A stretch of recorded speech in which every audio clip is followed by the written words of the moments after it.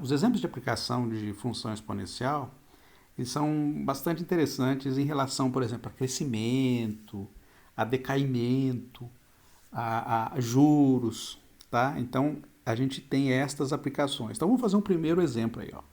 Suponha que uma população de bactérias aumente exponencialmente com o tempo. Se a população inicial é de 1.000 bactérias e a taxa de crescimento é 20% ao dia, ou seja, note que como cresce 20% ao dia, a gente tem o seguinte, ó, no tempo t igual a zero, que é o primeiro dia, no dia inicial que você começou a medir, a população é 1.000. Depois de um dia, o que vai acontecer? A população vai ser os 1.000 mais 20% de 1.000. Então, é 1.000 mais 1.000 vezes 0,2, que é essa conta que a gente faz. Ou seja, 1.000 vezes 1,2. Então, essa é a quantidade que a gente tem no segundo dia. No primeiro dia. No segundo dia, a gente vai ter o 1,2, né? 1.000 vezes 1,2, que era o que a gente já tinha no início do dia, mais esta quantidade vezes 20%. O que a gente pode fazer com esta conta aqui?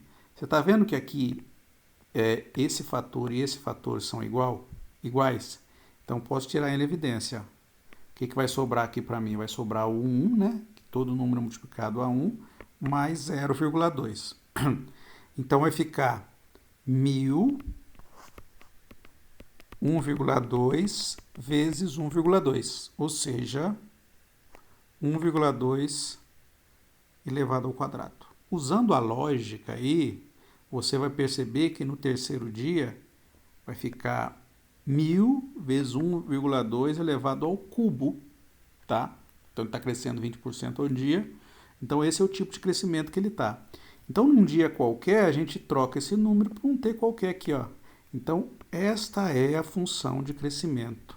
Olha para você ver que legal a função de crescimento. Na verdade, em geral, o crescimento é assim, ó. O crescimento é a condição inicial vezes 1 mais a taxa de crescimento em porcentagem. Então, se é 20%, seria 1 mais 0,2 elevado a t, porque porcentagem é uma fração, tá? 20% é 0,2, 30% é 0,3, porque é 20 dividido por 100, 30 dividido por 100. Ou seja, seria P0 aqui, vezes 1,2 vezes t. Exatamente isso que a gente tem. O P0 é a população inicial que a gente tem.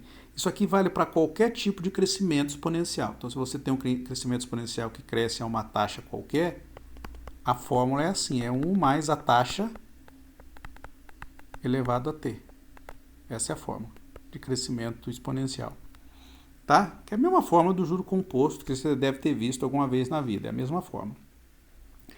Bom, então, esta aqui é a expressão que a gente tem, né? Onde o t é dado em dias. Aqui o nosso a é igual a 100, o nosso b é igual a 1,2 da nossa função exponencial. Olha que legal. Então, a gente já vê que essa função aí ela é uma função crescente. E aí, como é que a gente descobre quantas bactérias a gente vai ter após 5 dias? No lugar do t, a gente põe 5. Então, vai ficar 1.000 vezes 1,2 elevado a 5, dá mais ou menos 2.448 bactérias. Olha como é que cresce rápido, tá? Nesse tipo de crescimento. Vamos ver o segundo exemplo aí. Agora é o decaimento, né? Que está caindo. Então, o valor de um carro diminui 10% ao ano. Se o carro valia 60 mil, qual será o seu valor daqui a 5 anos? Bom, na taxa de decaimento, a fórmula é a mesma. Só que ao invés de ser mais, é menos. Então, se é taxa de crescimento, entra mais. Se é taxa de decaimento, entra menos aqui, tá? Então, a fórmula do decaimento seria assim, ó. O valor, vamos chamar de V, o valor inicial, 1, menos a taxa, elevado ao tempo. Decaimento, isso aqui.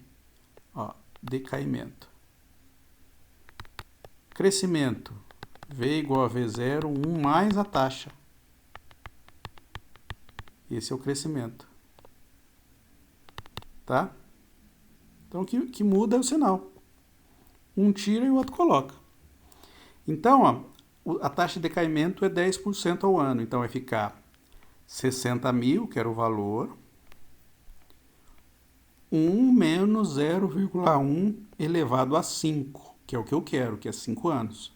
Tá certo? Então, vai dar 60 vezes 0,9 elevado a 5. 0,9 elevado a 5 dá mais ou menos 0,59049. Então, o valor do carro vai ser 60 mil vezes esse valor. Então, após 35 anos, o valor do carro vai ser 35.429. É óbvio que a gente não está considerando a inflação, esse tipo de coisa, né? Para fazer a consideração. Então, a gente está imaginando que ele está tendo um decréscimo de 10% ao ano, um decréscimo real de 10% ao ano. Se a gente levar em conta a inflação, esse tipo de coisa, então o decréscimo aí real não vai ser de 10%, vai ser um pouco menor, tá bem? Bom, e para a gente finalizar aí, vamos falar de um B específico, uma base específica, que é bastante importante, que aparece muito em modelos aí que a gente trabalha, que é a base E, número E. Então, o número E é um número especial que é 27828. E vai embora, tá? Que era para pôr 3 pontinhos, ó. É um número que vai embora. Ah, está escrito aproximado aqui. Então, ele vai embora. É um número, não é racional. Tá certo? Como é que esse número é calculado? Bom, o cálculo dele é um pouco complicado para tentar responder, tá? Ele usa um processo de limite, então ele é meio complicado de definir aí como é que faz para obter, mas se a pessoa quiser, por curiosidade, o número E, ele é definido assim, ó, limite, quando o n vai para o infinito, de 1 mais 1 sobre n elevado a n, tá?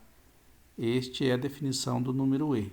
Então, se você tiver uma calculadora aí, for jogar lá, pega 1 mais 1 sobre n, pega o valor, eleva a n, por exemplo, põe n igual a 10. Então, vai ficar 1 mais 1 sobre 10 e eleva tudo a 10. Depois a 100, 200. Vai chegar uma hora, se você colocar um n muito grande aí, a calculadora vai dar 1 para você como resposta. Porque a calculadora tem um problema de arredondamento. Então, é intrínseco a qualquer tipo de cálculo que você faça usando calculadora ou computador. Então, em algum momento, para algum valor de n aqui, pode ser bem grande, a gente vai ter que, vai dar 1. Mas para valores, sei lá, 5.000, 10.000, você vai conseguir, talvez, encontrar. Talvez 10.000 não, mas, sei lá, você vai conseguir encontrar valores que você consiga fazer o cálculo aí e chegue em valores bem próximos do número E. Tá bem? Então, essa base E aqui vai ser uma base que vai ser usada, por exemplo, na definição da função logaritmo natural. Então, a gente já viu, inclusive, esse número E anteriormente. Tá? Então, ele é um número e fornece uma base especial aí para a gente.